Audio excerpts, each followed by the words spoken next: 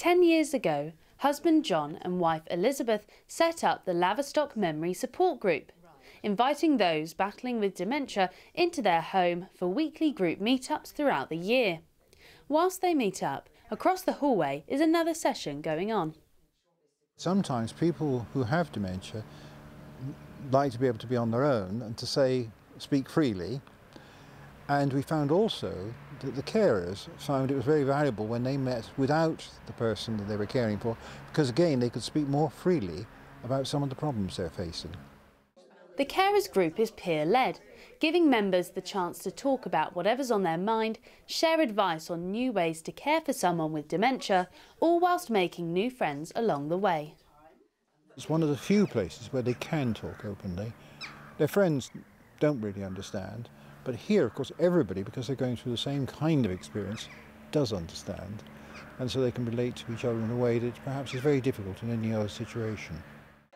Cathy cares for her husband Robin, who's been diagnosed with Alzheimer's and has been coming to the group for over 3 years. There are moments of great lucidity. With my husband, he, in essence, has always been a warm, kind man, and that is never going to leave him. If anything, it becomes more to the fore as his cognitive functioning is eroded by this horrible illness. His feelings become stronger. He's always had a great sense of humour, totally wicked, and that hasn't left him. So we have moments of great joy as well as moments of hideousness. Despite tough times, Cathy says she's found an invaluable network. It's been a lifeline. It's been a huge support. I've learned a lot from the point of view of who to go to for help, where to find help. And I think the important thing is this support network, really. We're all there to support each other. And Thomasina has been in the group for the longest. Her husband was diagnosed with vascular dementia 14 years ago. Well, it's very demanding because you're living with somebody who is going backwards all the time, or you could say further and further away from you.